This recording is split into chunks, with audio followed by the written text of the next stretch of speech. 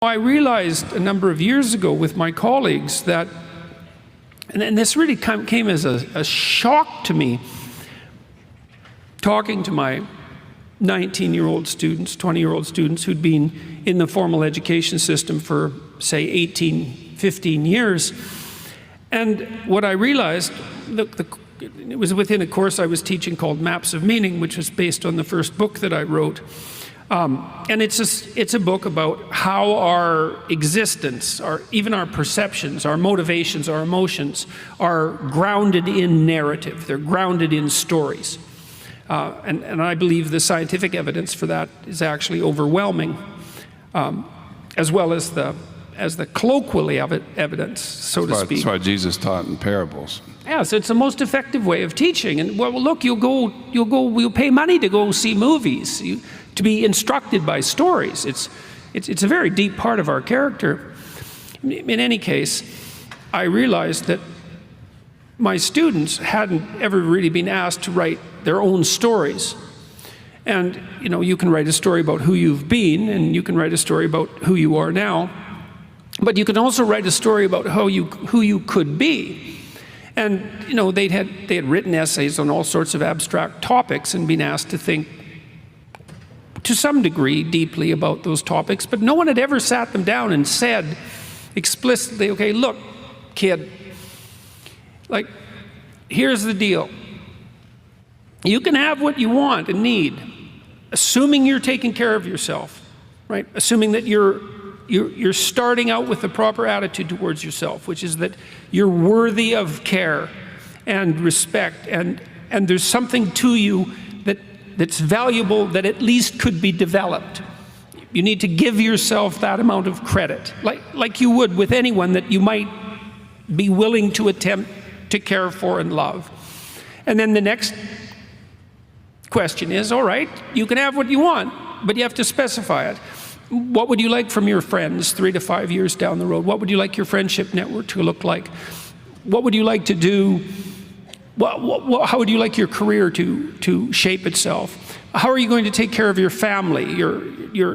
And what about children and a long-term mate, a wife or a husband? What are you going to do with your time outside of work that's useful and engaging and meaningful and productive? How are you going to take care of yourself mentally and physically? And how are you going to withstand temptation so that it doesn't take you down in the particular way that temptation might take you down? And so you're asked to write a few sentences, not to be obsessive about it, but to sketch it out like a bad first draft, And then you're asked to write for 15 minutes. It's like, okay, it's 3 to 5 years down the road, and you have what you need and want to make your life what it needs to be, so that you can be a good person in the face of the suffering of life. What does it look like? And then we ask people to do the contrary, which I think is also useful, which is, all right, well, consider for a moment the multitude of your faults and the direction those faults could pull you in. And everyone knows that. Everyone has a sense of how they would fall apart in their own particular manner, with their own particular weaknesses. It's 3 to 5 years down the road, and you've let that part of your character dominate. What particular corner of hell is it that you're now occupying? And so now you have something to aim at. You have a purpose, right? And that's motivating. People need a purpose in life. You need a purpose neurochemically, because without a purpose, you don't feel any positive motivation or any positive emotion. Like, our positive emotion is linked to our pursuit of valuable goals.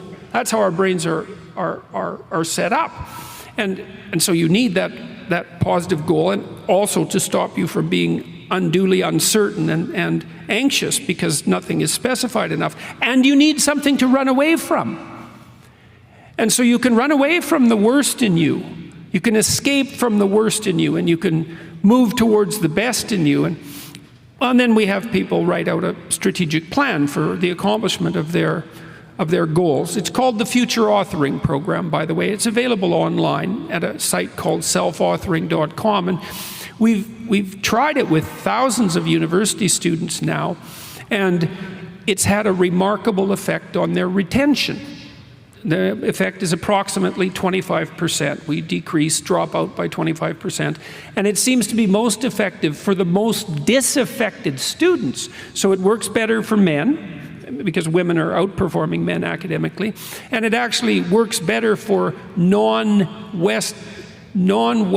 ethnic minority men, having a tremendous impact on their likelihood of staying in university and also on their grades. And so we were speaking this morning about the potential utility of offering that to your online students, and in the hope that that would. But the thing that was so strange to me when I was developing that program, and this was like, it was a miracle, a negative miracle of sorts. It just struck me as so palpably surreal that we would spend 15 years educating people and never once sit them down seriously and say, okay, look, you can craft yourself to some degree. You have the capacity to write your destiny, not in its entirety, but at least as a sequence of aims. And having done that, you need also to justify it. So for example, one of the things we ask people to do once they've specified a goal is to say, well, okay, imagine you achieved this goal. Okay, so why is that good for you? Why is it good for your family? Why is it good for your community? You know, because if you want to be locked in on a goal in a manner that's sufficient to take you through the trials that will occur while you're pursuing this goal, especially if it's a high-order goal and it's difficult, then you need an explicit philosophy, a rationale for why this is worth pursuing. It's like, well, here's what it'll do for me in the sense of the development of my character and my capacity to deal with the world. And here's how it'll strengthen my family. And here's how it will benefit the community. And then having formulated those arguments, you have that body of carefully articulated thought that enables you to chase away the doubts that will inevitably accrue as you're attempting to do something difficult.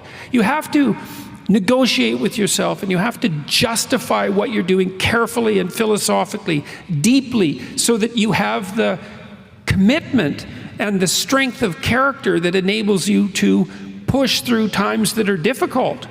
And so, so we discovered that that hadn't been done, except in isolated cases.